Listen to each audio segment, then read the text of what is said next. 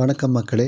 நம்ம சிஎம் விஜய் முதலமைச்சராக பதவியேற்றதுக்கப்புறம் முதல் முறையாக டெல்லிக்கு போய் மரியாதை நிமித்தமாக பிரதமர் உட்பட முக்கியமான தலைவர்கள் எல்லாம் சந்திச்சுட்டு வந்தார்.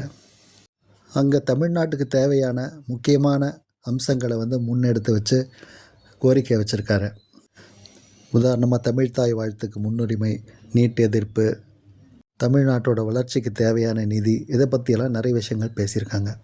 இந்த வீடியோ எங்கேயும் ஸ்கிப் பண்ணாமல் பாருங்கள், அப்போ தான் முழு விவரங்கள் தெரிய வரும். மத்திய நிதியமைச்சர் நிர்மலா சீதாராமன் அவர்களை பார்த்து தமிழ்நாட்டுக்கு ஆல்ரெடி நிலுவையில் உள்ள தொகைகளை எல்லாம் ரிலீஸ் பண்ண சொல்லி கேட்டிருக்காரு.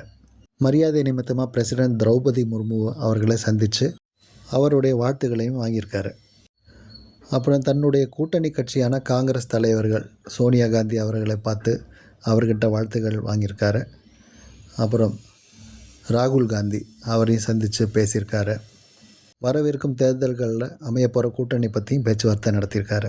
இந்த மரியாதை நிமித்தமான சந்திப்புகள்லாம் முடிச்சுட்டு தமிழ்நாடு திரும்பியிருக்கார் சிஎம் விஜய்.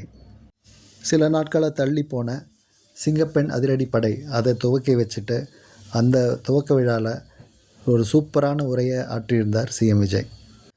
பெண்களோட பாதுகாப்புக்கு ரொம்ப முக்கியத்துவம் கொடுத்து அது உறுதியும் செய்கிறாரு. இந்த நிகழ்ச்சிகளை முடிச்சுட்டு மறுபடியும் டெல்லிக்கு திரும்புகிறார் விஜய். இந்த தடவை பண்ண போகிறது ரொம்ப முக்கியமான பயணம். டெல்லியில் நடக்கிற நித்தி ஆயோக் மீட்டிங்க்கு அழைப்பு விடுத்திருந்தாங்க, அதுக்கு போயிருக்காரு. Prime minister Narendra Modi CM விஜயை க்ரீட் பண்ணிவிட்டு அவரே ஒரு ட்வீட்டும் போட்டிருக்காரு. பிரைம் மினிஸ்டரே அதை ஃபேஸ்புக் பேஜில் போடுறார் அப்படிங்கிறது ரொம்ப முக்கியமாக கவனிக்கப்பட வேண்டிய விஷயம். அறிவித்த மாதிரி நித்தி ஆயோக் கூட்டம் தொடங்குது. எல்லா மாநிலங்களிலிருந்தும் பிரதிநிதிகள் அதில் கலந்துக்கிறாங்க. சில முக்கியமான அம்சங்களை மட்டும் ஊடகங்களில் காமிச்சிருப்பாங்க. அதில் மிக முக்கியமானது ஒன்றிய அரசுடன் ஆக்கப்பூர்வமான ஒத்துழைப்பு.